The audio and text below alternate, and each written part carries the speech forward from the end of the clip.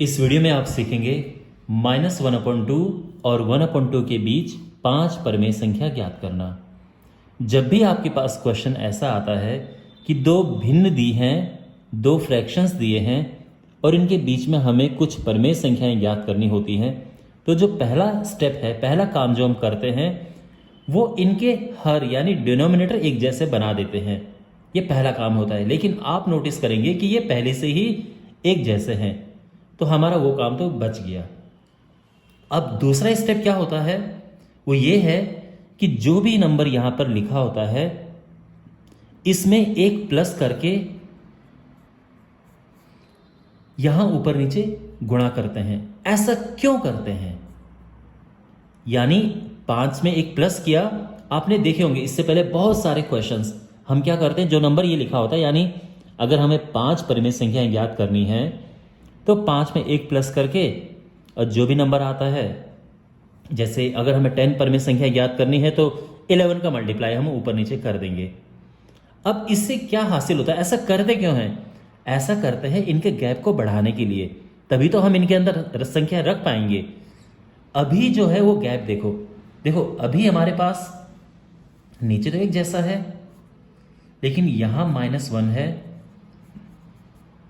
और यहां 1 है, तो -1 और 1 इसके बीच हमें ज्ञात करनी है 5 परमेय संख्याएं। अब यहां पर गैप देखो, ये 0 है, ये 1, देखो ये है संख्या रेखा नंबर लाइन, और यहां 0 के इस तरफ पॉजिटिव नंबर होते हैं और 0 की इस तरफ नेगेटिव नंबर होते हैं। तो आप देख सकते हैं कि -1 यहां पर है और प्लस का 1 यहां पे है ना, ये -1 और ये 1। लेकिन इनके बीच में केवल एक नंबर हम रख सकते हैं। वैसे पॉइंट में तो कुछ भी रख सकते हैं, लेकिन अगर हम इंटीजर या प्रॉपर नंबर की बात करें तो इनके बीच में केवल एक रख सकते हैं, केवल 0। इसी वजह से हमें ऊपर नीचे गुणा करना होता है, जिससे कि हम ये गैप को बढ़ा सकें।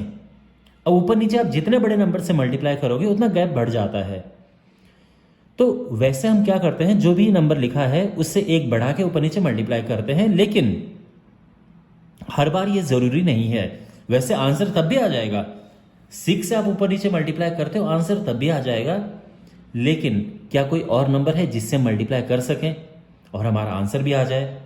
तो क्या है कि अगर हम यहां पर ऊपर नीचे 2 का मल्टीप्लाई करते हैं, देखो अगर मैंने यहां 2 का मल्टीप्लाई किया तो ये क्या होगा, -2, ठीक है ना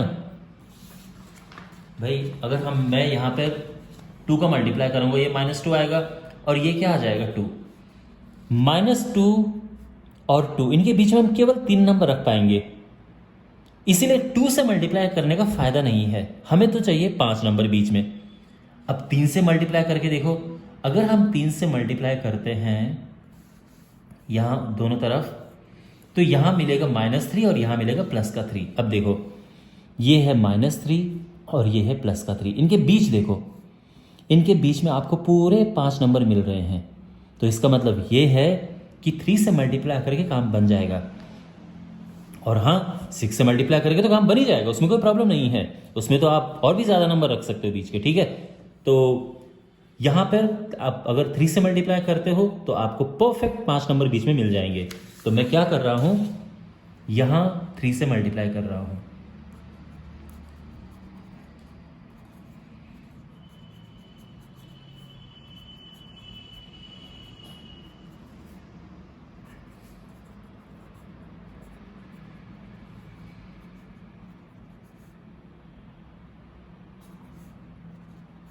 तीन कम 3, 3 दूनी 6, 3 कम 3, 3 दूनी 6। इनके बीच में 5 परमेय संख्याएं ज्ञात करनी है। और अब बड़ा सिंपल है, -3 एंड 3। तो -3 और 3 के बीच में कौन कौन सी संख्या है, -2, -1, 0, 1, 2।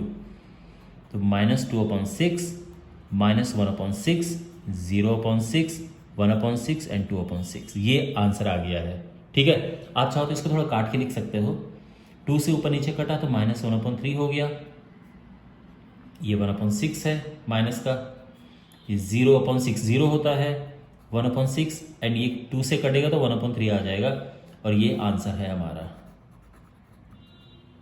ठीक है ना। अब आप क्वेश्चन पूछेंगे कि सर क्या हम 3 के अलावा किसी और नंबर का मल्टीप्लाई कर सकते हैं? बिल्कुल कर सकते हैं, कोई प्रॉब्लम नहीं है। और अगर आप ये पूछें कि सर आपने ये यहाँ पे 6 क्या बताया था, यहाँ पे 5 + 6 और 6 का हम क्यों मल्टीप्लाई नहीं किया, तो आप 6 का भी मल्टीप्लाई कर सकते हो।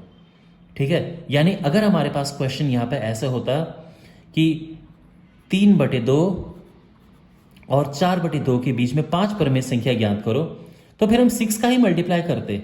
ठीक है ना, लेकिन यहाँ पहले से ही गैप थोड़ा था, जैसे इनके बीच में बिल्कुल गैप नहीं है, लेकिन यहाँ पहले से ही कुछ गैप था, इसलिए हमें 3 से मल्टीप्लाई करके भी काम बन गया।